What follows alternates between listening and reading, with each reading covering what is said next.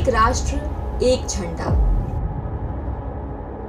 एक राष्ट्रगान, यही तो होती है किसी देश की पहचान।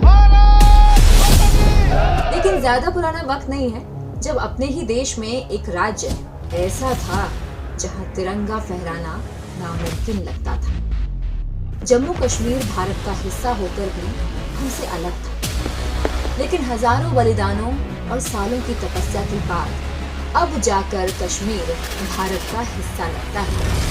कमल पुष्प में आज हम बात करेंगे उन सैकड़ों लोगों की जिनके अथक प्रयासों से पूरा हुआ है एक देश का विधान।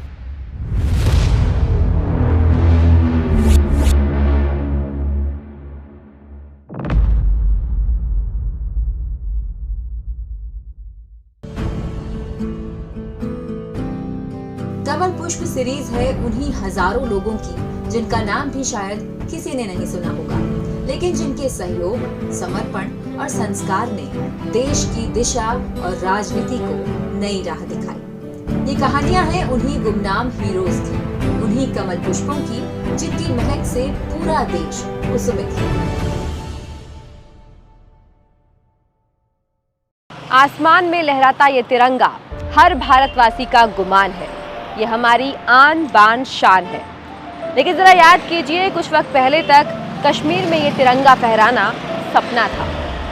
भारत में कश्मीर के विलय के बावजूद कश्मीर के हुक्मरानों ने कभी खुद को भारत का हिस्सा नहीं माना। कांग्रेस सरकार भी उन हुक्मरानों को कश्मीर की आवाज मानकर स्वायत्तता की बात करती रही और नतीजा हुआ पाकिस्तानी सपोर्ट से भारत मां का सिरमौर। जन्नत सालों तक जहन्नुम बना रहा।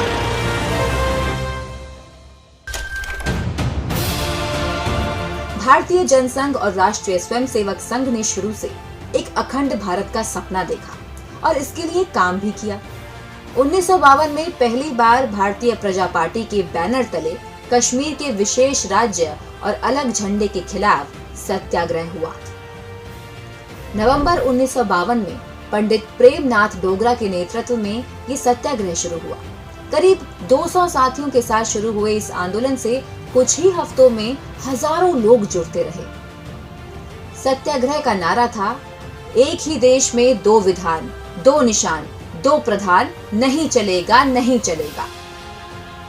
प्रजा परिषद के इस आंदोलन में भारतीय जनसंघ के कार्यकर्ताओं ने हर जगह हिस्सा लिया कि जनसंघ के फाउंडर डॉक्टर श्यामा प्रसाद मुखर्जी खुद इस आंदोलन की अगुवाई कर रहे थे। एडवोकेट हंसराज भी आंदोलन में शामिल हुए और लाल चौक पर तिरंगा फहराने के लिए निकले। पुलिस ने हंसराज और पंडित डोगरा समेत कई कार्यकर्ताओं को गिरफ्तार किया। कठुआ के मशहूर वकील ठाकुर बलदेव सिंह ने कई बार गिरफ्तारी दी। पुलिस के जुल्म उन्हें कभी डरा नहीं पाए। इसी तरह से मास्टर ध्यानी सिंह ने अपनी सरकारी नौकरी छोड़कर आंदोलन में हिस्सा लिया। कितने ही लोगों ने अपना सब कुछ न्यौछावर कर दिया। बजाय इन देशभक्तों की देशहित से जुड़ी मांग मांगने के, जम्मू कश्मीर में तब की तानाशाह शेख अब्दुल्ला सरकार ने आंदोलन को दबाने की हर संभव कोशिश की। आंदोलनकारियों पर लाठी चार्ज किए गए, अरेस्ट करके उनको टॉर्चर किया गया। यहाँ तक कि फायरिंग में कई लोगों की जानें भी चली गई।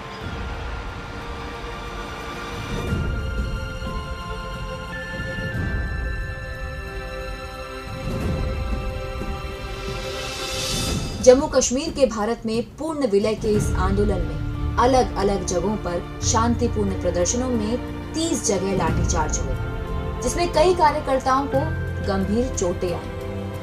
करीब 3000 गिरफ्तारियां हुई। दिसंबर 1952 में चंब तहसील में तिरंगा फहराने की कोशिश करते वक्त पुलिस फायरिंग में एक आंदोलनकारी की जान भी गई। बाद में अलग अलग वारदातों में पुलिस फायरिंग में कई लोगों की जान गई। उधमपुर जिले के व्यापारी भीकम चंद मगोत्रा को आंदोलनकारी होने के चलते जनवरी 1953 की हाड़ कपाने वाली रात को पुलिस ने गिरफ्तार किया और अगले 3 महीने उन्हें उसी ठंड में बिना किसी सुविधा के बनिहाल जेल में बिताना पड़ा। बिना ठंड के कपड़ों और खराब खाने का खामियाजा मगोत्रा पूरी जिंदगी भुगतते रहे। पुलिस ने उनकी पत्नी को भी गिरफ्तार किया और उनका चलता बिजनेस पुलिस सीज की वजह से ठप हो गया। इस सब के बाद भी मगोत्रा ने पुलिस के आगे घुटने नहीं टेके। 2 अन्य कार्यकर्ताओं सूरज प्रकाश कपूर और ऋषि कुमार कौशल को भी इसी तरह से गिरफ्तार करके अमानवीय स्थितियों में जेल में बंद रखा गया, जिसका उनकी सेहत पर प्रतिकूल असर हुआ और ये खामियाजा वो जिंदगी भर भुगतते रहे। आंदोलन में देश का सबसे बड़ा नुकसान हुआ डॉक्टर श्यामा प्रसाद मुखर्जी की मौत से। आंदोलन के अगुआ डॉक्टर मुखर्जी को गिरफ्तार करके जेल में रखा गया। जून 1953 में जेल की खराब स्थिति के चलते उनकी तबीयत बिगड़ी और उन्हें अस्पताल में भर्ती कराया गया, लेकिन सही इलाज ना मिलने के चलते उनकी मौत हो गई।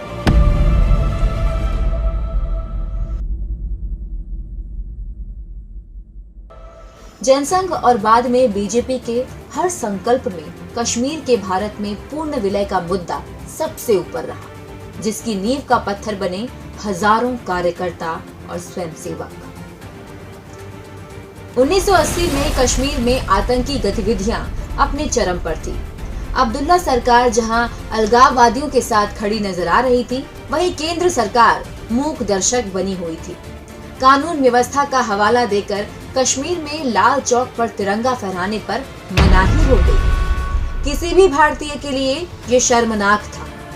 ऐसे में बीजेपी ने एक बार फिर एक देश एक विधान के मुद्दे पर आंदोलन शुरू किया। 1991 में बीजेपी ने तत्कालीन अध्यक्ष मुरली मनोहर जोशी के नेतृत्व में एकता यात्रा निकाली, जिसमें देश भर के कार्यकर्ताओं ने भाग लिया। डॉक्टर जोशी के साथ प्रधानमंत्री नरेंद्र मोदी भी थे, जो उस वक्त कार्यकर्ता थे। 1992 में बीजेपी ने लाल चौक पर तिरंगा फहराया।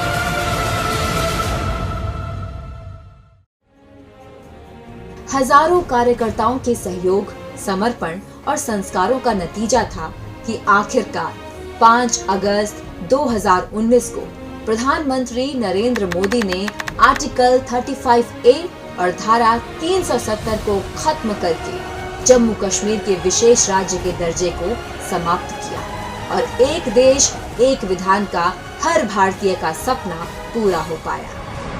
जो काम पिछले 70 साल में नहीं, आर्टिकल 370 और 35A को हटाने का काम भारत की दोनों सदनों ने 2/3 बहुमत से पारित कर दिया।